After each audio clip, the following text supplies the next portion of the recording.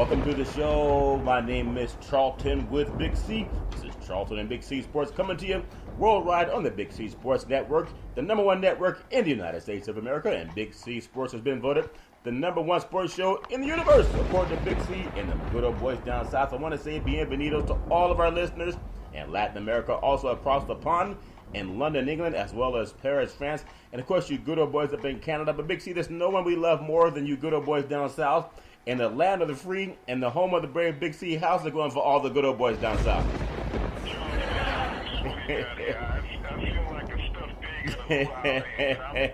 Yeah, I tell you, it's funny, Big C. I do want to say today is August the 22nd, 2017, in the land of the free and the home of the brave.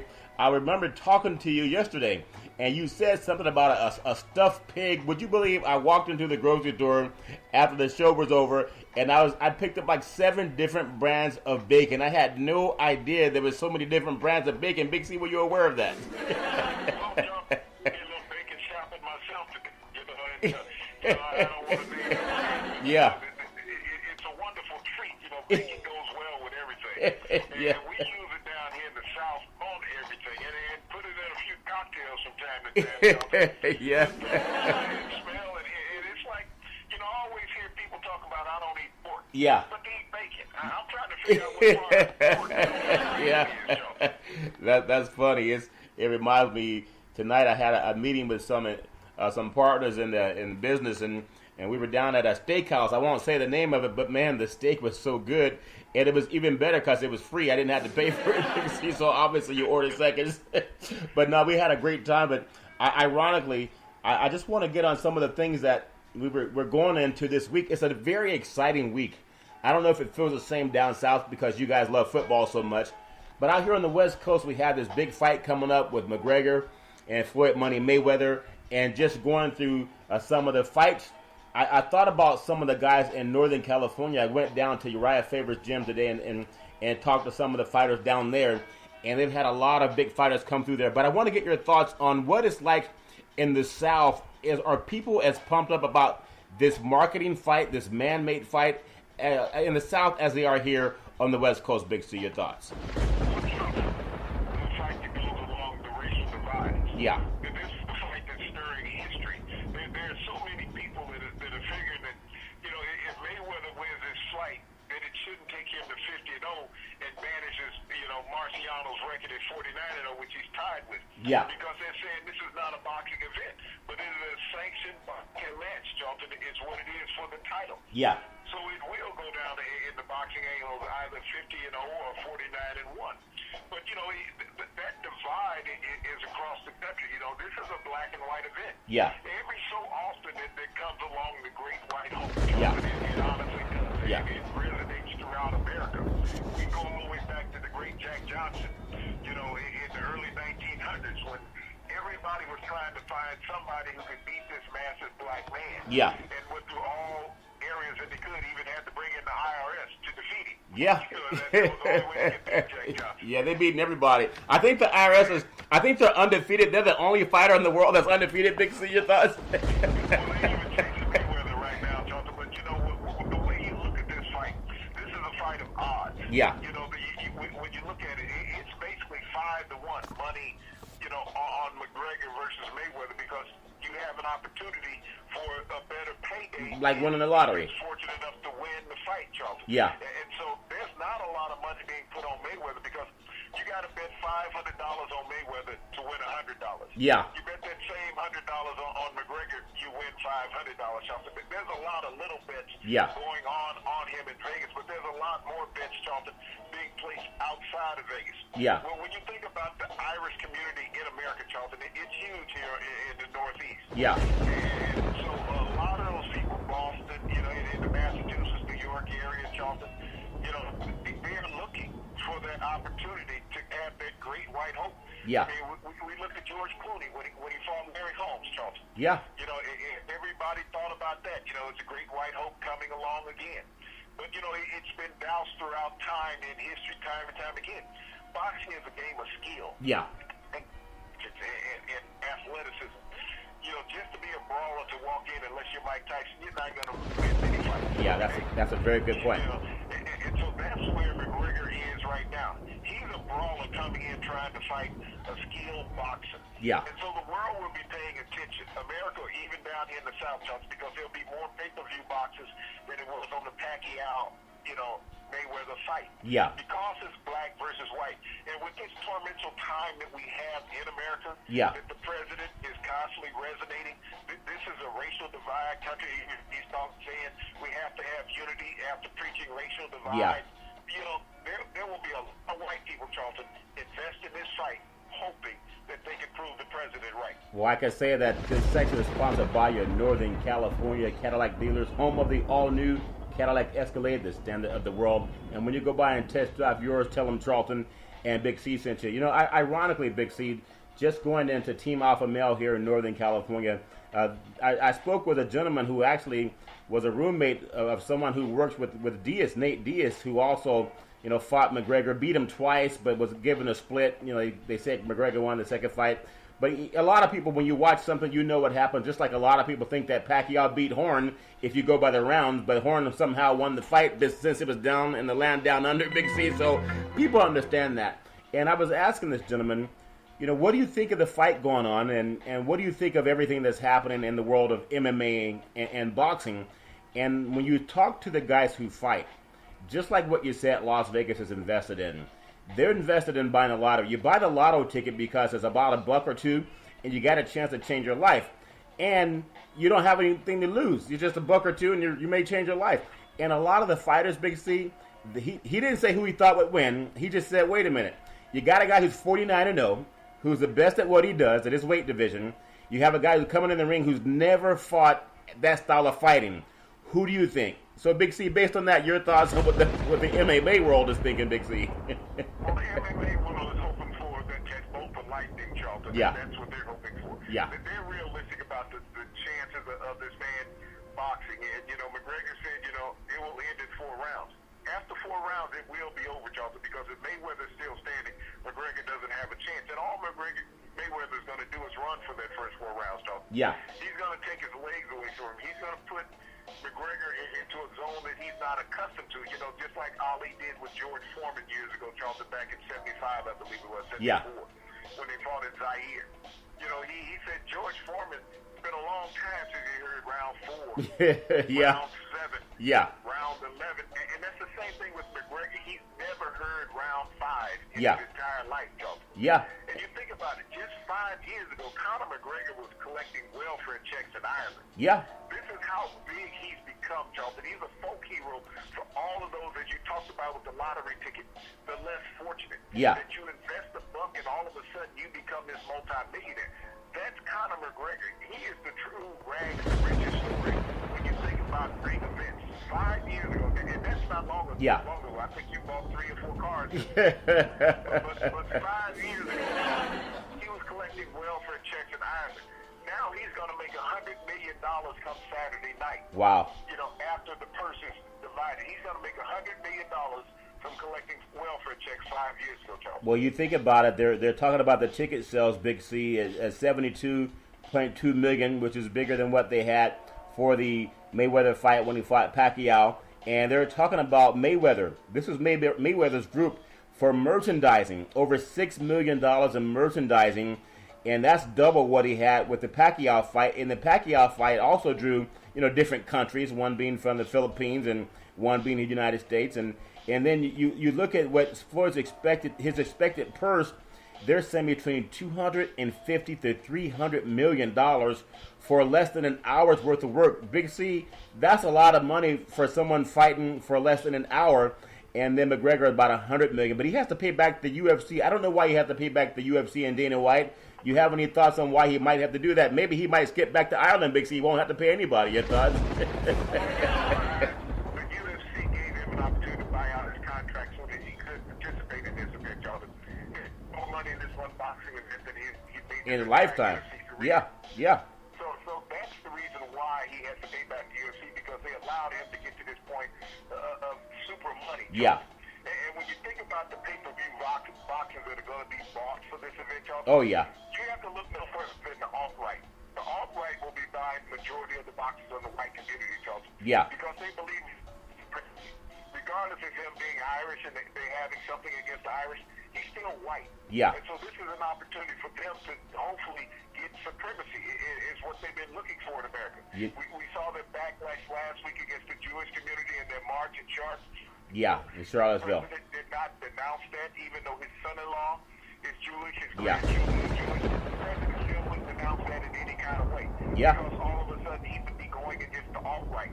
And these are part of his base that got him elected. He's not going to alienate any part of his base, but his base is what's going to be paying Floyd Mayweather. Yeah. He doesn't understand that. I don't even know if his base understands that the money that they're going to be paying for those pay-per-view boxes Yeah. is going to be the majority going to Floyd Mayweather. And you know that. This is just a cash cow. This fight is, Charles. And you know, Big C, when people don't want to look at that because, you know, everybody thinks everybody's wonderful and great. I just say Google where all life came from. Dr. Mendo and Dr. Louis S.B. Leakey, they all came from the African continent. But I just want to bring up the thing that you bring on about race. And obviously they're going to downplay that some. But even politics, when they need the Southern vote, they always turn racial. You know, you look at the Bush family did that. Ronald Reagan did it with the Horton, you know, the ads that he ran about Horton. And also, you know, we just saw that happening with Donald Trump and the birther movement. And only when it gets shouted down, but he gets shouted down by military commanders that he says we all need to pray for the country and get along. He needs to read that book called The Boy Who Cried Wolf. And the only reason he's gotten rid of Bannon and a lot of the other good old boys that are part of that alt-right is because some other people had a spine. They grew a spine. Where there's some of the people who are the part of the labor markets of the United States, and also it was Richard Trumka, the president of the AFL-CIO, and then you have the Under Armour owner who stood up. A lot of other people stood up, and that's all we need in our society. You can't change someone's heart, but you can legislate the law that is not legal anymore. So obviously, people go back into that card whenever they want to use it for money. I do want to touch on one. Yeah. You know, I look at one aspect of that. You know, everybody's talked about what the president said about Charlottesville. Yeah. I think the worst comment that he made in his presidency was the other night after the USS John McCain was stricken in the Straits of Singapore. Oh, yeah. You know, in a shipping accident. And they asked him when he came back to the White House. Now, he had been teeing up at one of his golf properties and stuff where he hangs out all the time. Yeah. And, you know, every weekend he doesn't feel it's appropriate to be in the White House. He has to go elsewhere. Yeah. But, you know, when they asked the president, the media did, you know, President Trump, how do you feel about the USS John McCain being stricken and sailors being lost potentially in the Straits of Singapore? Yeah. He's like, that's too bad. You know, this is the president of Yeah. the United States. Yeah. Being totally insensitive. It was bad enough about Charlotte saying that there was some racial divide in Charlotte.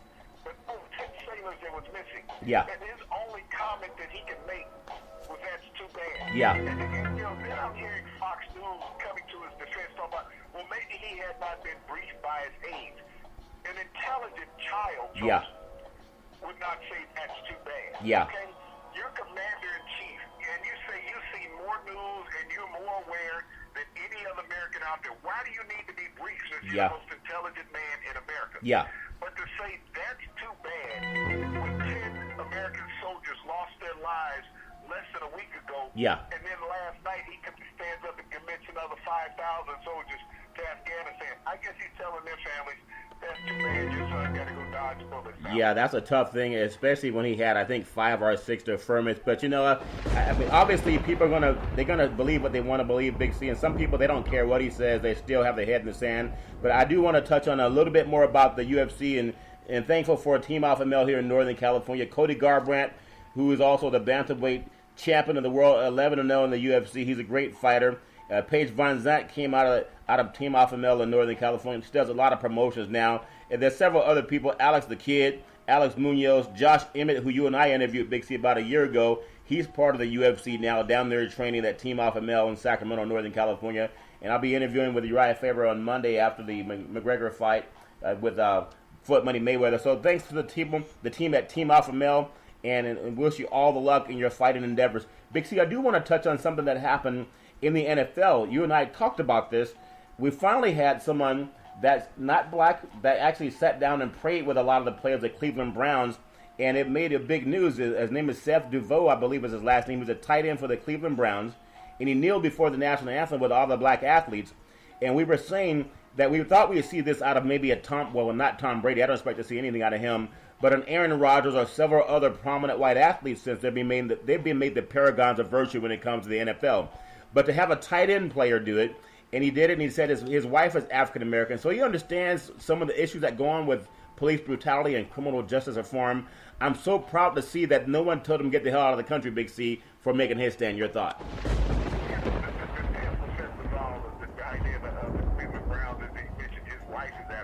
Yeah. So not only does he understand the plight of his teammates, but he understands the plight of his home life, Charlton. Yeah. You got to think about Seth Duvall, Charlton. He's raising children, or will be raising children that don't look like him. Yeah. Okay? But when his children are not under his protection and they're out in the street, they're African American. Yeah. That's how they'll be looked at by society. By society, yeah. He has to have a greater understanding of how to prepare his children and understand what his children potentially will be going through. Yeah. In the streets of America and society. And so I praise Seth Duvall for his stance last night with the Cleveland Browns. They had a total of 12 players. Yeah. That all stood together. I have a dozen other players standing around with their hands on their shoulders while they were taking the knee, Charlton. But you have to understand the ultimate respect around the world has been taking a knee in prayer or in respect. Okay? Yeah. That has been the ultimate respect served around the world. For some people to say that standing is the ultimate form of respect, it is not, Charlton.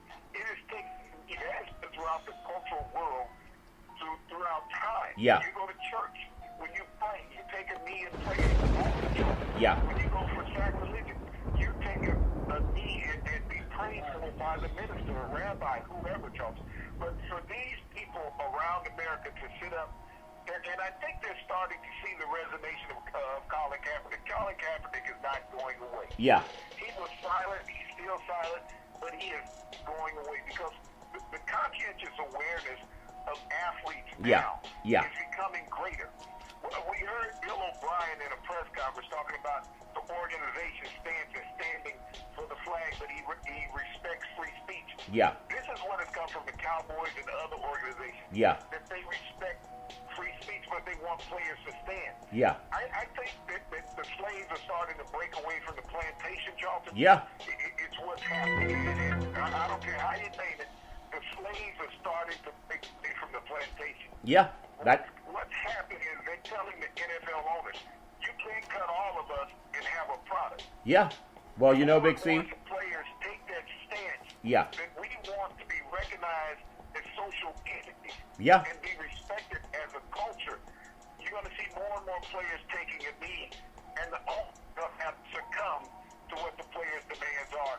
Otherwise, they're going to have that lockout in 2021 where the players say, hey, we'll find scabs again. That's a very good point. I want to say sports is a billion-dollar industry, and boys and girls sports is the foundation to this billion-dollar industry. And for every athletic event, you need athletic and event insurance. We work with Ben and Mark. They've been around with half a century. They work with Big C Sports. Whether you're a pro athlete, a college athlete, a high school player, or your mom and pop soccer league, reach out to them, let them know that Big C sent you. Big C, I want to tell you, touching on something that I think is so poignant, and is at the top of my mind because the NFL does this thing for anti-cancer. You don't have to have cancer to wear the pink ribbon, but you can have empathy for people going through that disease and dealing with it, and hopefully we can, through science, find a cure. You don't have to be beaten up to understand that we need to have an anti-violent society, especially when we can use our sports heroes and athletes and the icons to stand up and say. I think you might be a little off base there. Yeah.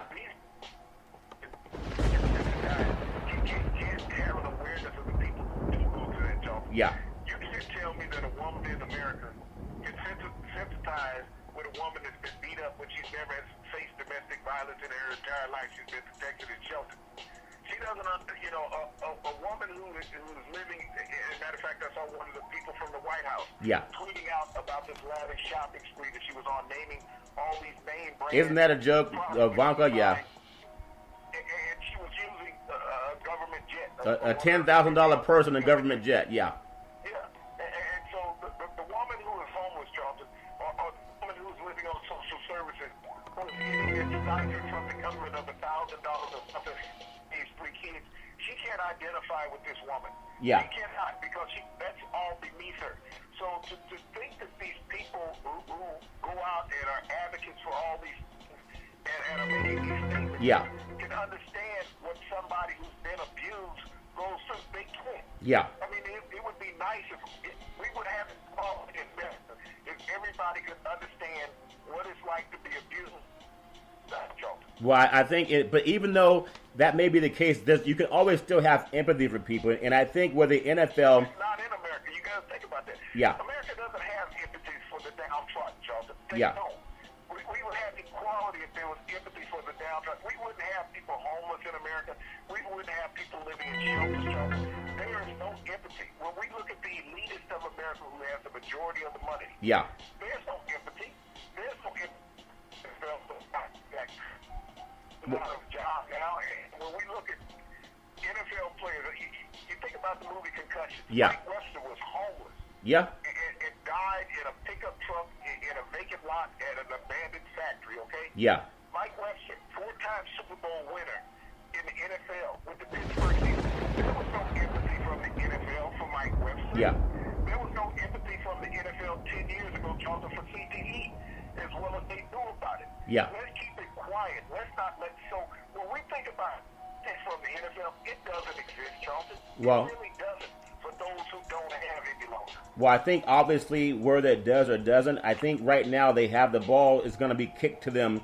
We have this thing happening, I believe it's on this week with Spike Lee. I think it's the 24th or the 23rd. I think it's the 24th, where there are people going to, I guess, march on the NFL headquarters.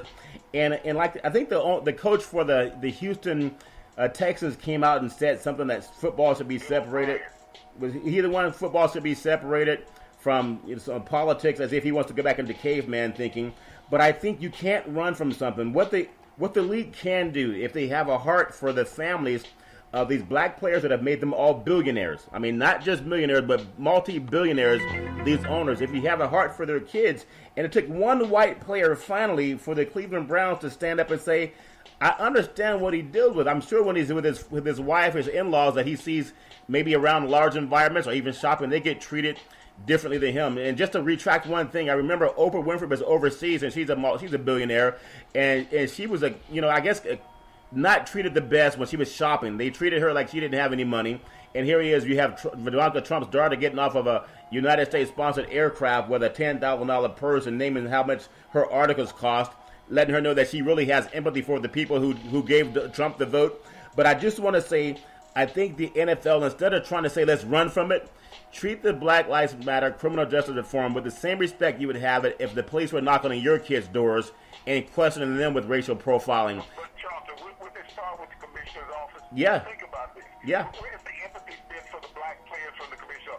Colin Kaepernick has not gotten one iota of sympathy from the commissioner's office. Yeah. And as long as nothing comes from the commissioner's office, it's going to be business as usual. Yeah. Think about Lucky Whitehead, the former wide receiver of the Dallas Cowboys, who was falsely accused. Yeah. You know, and lambasted in the media. The Dallas Cowboys cut him. Yeah. Was there any empathy from management, ownership of the Dallas Cowboys for them doing the wrong thing? Yeah. Or a player being falsely accused? Was there any words from the commissioner's office on the Dallas Cowboys cutting this player who was falsely accused? Luckily enough, the Jets signed him and they had an African-American. Yeah. Todd Bowles. But other than that, he would have been out of job, Charlton. But the Dallas Cowboys stood fast on the convicted players that they had. Ezekiel Elliott, the convicted player by the NFL. The Dallas Cowboys did not cut him. No. They signed Greg Hardy, who had been convicted by a judge for domestic violence. They got 6 players on their defense suspended by the NFL for drug abuse. Yeah. They're standing by them, and the NFL hasn't got rid of them. So there's no empathy from the NFL, Charlton, for players, especially African-American players. Yeah, what do you think can happen, Big C, in the NFL headquarters that comes up this weekend in New York City? What do you think the players' message can be, other than I think the NFL could go a long way and having a PSA to let's talk about justice reform, because that's the majority of the players are African American. It doesn't mean that they come from poor backgrounds. It just means that they're racially profiled, whether you're rich or poor. And that's an issue that we've dealt with since the Kerner Commission half a century ago. I would just want to get your thoughts as a former player and also in media. What good can come out of maybe it takes 5 times knocking on the door before someone lets you in. Okay, so maybe this is going to be 10 times knocking on the door. What could come out of this meeting that could do something great for the future of Black American athletes and kids going forward, Big C? Your thoughts? African American athletes have been addressing issues with the NFL since they've been in the NFL. You got to remember the late Gene Upshaw. Yeah. Great player rep. Okay? He was representing the current players, trying to get things done for them prior to his death. But it's only going to go so far because still, where's the NFL office located at, Charles? Yeah, New York. Yeah. Madison Avenue, okay? Who is the good old boys club? There's 32 good old boys that belong to a club. Yeah. They all look like each other. They're white, Yeah. Charles, all right? Yeah. I take that back. There's 31 of them that are white. There's one Sean Khan who owns the Jacksonville Jaguars who is Indian. Yeah. Okay? Yeah. But there's 31 guys who look like each other. And those 31 guys are going to pay attention to what each other's needs and desires are, Charles. When they're sitting around eating a shrimp cocktail and lobster tail and filet mignon, Yeah. they're not worried about the downtrodden. They're not even worried about the players on their team.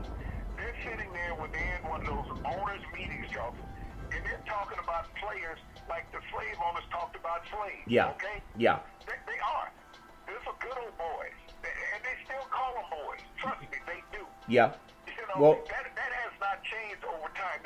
African American athletes are still referred to as boys just like slaves were. And if people think that doesn't occur, go sit in one of those corporate meetings and you will hear that. They're not talked about with respect. Yeah. They're talked about in a limited span, in a limited production span. That's how they're looked at. That they will get rid of him and get rid of somebody else that looks just like him. It is always done, Chuck.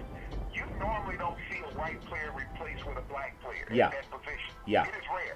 If a white player is at that position, think about Jason Witten, tight end of the Cowboys. Yeah. How many black tight ends have they had since they drafted Jason Witten and he's been playing? Jason Witten's always been a solid player, but he is no longer the player he was 7 years ago. Yeah. He survives in that system because they let him. They're a much better tight end in the NFL. He just happens to be in a system that loves him because he's a lifetime Cowboy. Yeah. You know, Rixie, that's a very good point what you brought up there. I just wonder, and I know at some point in time, there's always someone, it may be the Jackie Robinson effect, okay, where some owner will stand up and say, you know what, I care about my players, I care about their families, I care about some of the issues they brought up. It can't just be hollow. It can't just be where they're just making noise. There has to be an owner that has, set the vows, his consciousness. Just because they may not have, African American family or some even in their family, that's how they made their money. And I would hope at some point in time as we progress through our society that someone will step up and say, what's the solution for this? The Ali Summit happened over 50 years ago. You're telling me there's no white person that has a consciousness of what's happened to black Americans? I just want to bring this up before I get your thought. Last night in Sacramento, great concert, over 25,000 people downtown in front of the state capitol. In the capital of California. And it was Common who put on a concert about criminal justice reform. Would you believe that the majority of the audience was Caucasian, young Caucasian people, because they have a lot of friends that are people of color, and a lot of them tell stories where sometimes they're harassed or pulled over, and the black ones are pulled over and detained, and the white ones are let go, and people may not believe that story, but it's a fact. I think a lot of the young African Americans who have Caucasian friends, I think that a lot of the Caucasian people see that disparity, and they don't want that anymore in our society. You think that's what it's going to take for some of them to start seeing what the younger Caucasian kids are seeing, some of the white owners? Big C, your thoughts? Yeah. But it's not the youth of America that makes decisions. Yeah. I mean, we see all the marches in Washington after the inauguration of the president. Yeah. Those are the youthful movements, Charles. Yeah. They weren't And they're all white. They're not black kids. They're white people protesting the president, not black. And you don't see any National Guard out either, Charles. No. But you put that many black people together, you get the National Guard out. Wow. That's what happened. So just what you spoke about of this concert, because it's predominantly white in attendance, you don't have the National Guard and a huge police presence. Yeah. But if it was reversed, where it was a large African-American content and Latino content, you're going to see a large police presence, also potentially the National Guard. That's how society rolls. It's like what we talked about in Charlottesville, Charles. Yeah. There was no National Guard, and yet you knew that violence would take place. If those would have been African-Americans in Ferguson, you would have had the National Guard. Oh, we've seen that many times. Yeah. Of the color content is what brings the difference in police presence. Yeah. It's like Dr. Dyson said, Charlton. We have a tendency to commit violence towards people who look like us Yeah. because those are the only people that are around us. Yeah. When we look at the impoverished situation, and that's what you get in all these minority communities, Charlton. You keep them sheltered in a certain area Yeah. where they can't get outside and they can't see what's going on outside the community. So you only allow them affordable housing in certain impoverished areas. Yeah.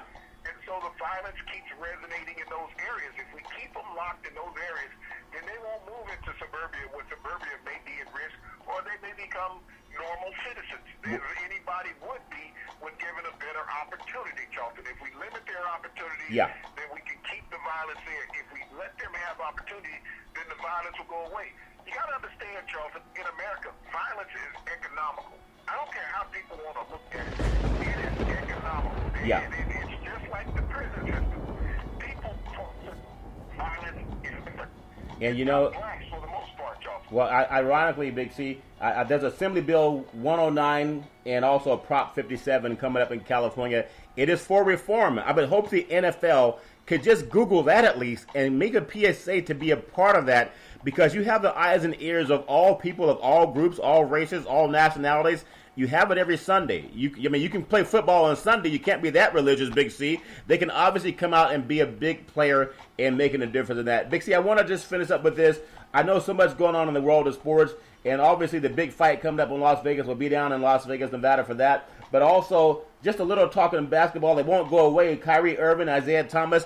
I would think Boston would be better keeping Isaiah Thomas. He's the one who led them to the best record in the Eastern Conference last year. They don't need Kyrie Irving. To me, he's like damaged goods coming over from Cleveland. He wasn't the best player from Cleveland. Kyrie's not going to be the best player in Boston. I think Isaiah Thomas is a better fit for that team. He's not bringing the same ego, and he's already helped you get to the mountaintop. Kyrie Irving, I don't think he makes a big difference. Big C, your thoughts? Well, Charlton, I'm a little different from you on that, because he's probably one of the top 3 guards in the NBA. He's the best one finishing around the basket. He's more physical than Thomas. And when you think about how Boston has revamped their team, bringing in a couple of different players, they brought in Gordon Hayward, Yeah. they're going to need somebody to complement him. And so I think that would be a better tandem with Hayward and Irving than what it would be with, Yeah. Isaiah. Yeah. I think he would really match with LeBron, because LeBron could protect him physically Yeah. from what he's gone through. And so he would be a better match, because he's that outside shot Yeah. that Cleveland doesn't have. Yeah. You think about him scoring 30 points a game. Cleveland doesn't have a 30-point score. They rely on J.R. Smith, Yeah. who is streaky. Isaiah Thomas not only can shoot from the outside, but he can get to the 10. And with LeBron, bringing the defense out, it's going to make him a lot more effective in Cleveland. I think this is a trade that would benefit both teams, Yeah. and enhance both players' careers. Well, I think that's a good point made, Big C. I think I like so much Isaiah Thomas being an all-star, never having someone like a LeBron James to shield his weaknesses. I do know that when LeBron was out of games last year, that Cleveland, their point spreads, it closed, especially against Golden State. But Big C, we'll have to see what happens in the world of basketball. Back in the day, there was a man by the name of Drew Bondini Brown. He was Muhammad Ali's right-hand man. He had a slogan called "Rumble, Young Men Rumble." Big C, what are you looking forward to in the sports universe?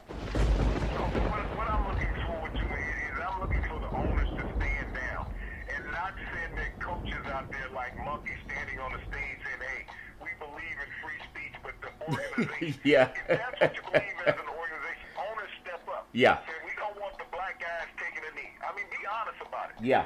Say, we don't want the black guys taking a knee, because now they're creating solidarity with these guys. Yeah. And if we have solidarity, we're going to have problems with this ownership talk. Yeah, Big C, that's a very good point. And when you talk about, it's funny that you say that we're in the land of the free and the home of the brave.